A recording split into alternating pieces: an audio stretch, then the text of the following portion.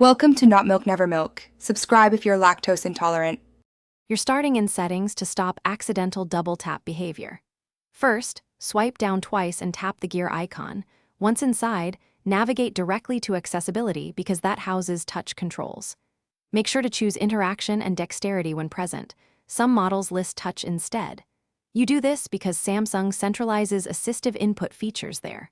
Once you're in the right submenu, pause and confirm you see options like Touch, Interaction Control, or Assistant menu.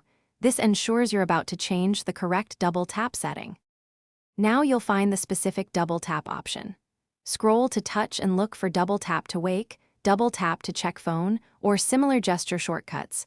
Turn each related toggle off. If your model uses a gesture shortcut in Advanced Features, open Advanced Features and disable motions and gestures entries like double tap. This prevents the screen from waking or executing shortcuts with accidental taps. Once done, give the phone a quick restart to ensure the system applies the new touch behavior settings. Finish by testing the change. Double tap the screen while it's off to confirm it no longer wakes. If the gesture still works, clear the Settings app cache or reboot into safe mode to rule out third-party apps altering touch behavior. This helps distinguish software from hardware causes. Make sure to back up your settings before making deeper changes. If the screen still reacts to taps after these checks, contact Samsung support because persistent sensitivity can indicate a hardware or firmware issue requiring repair.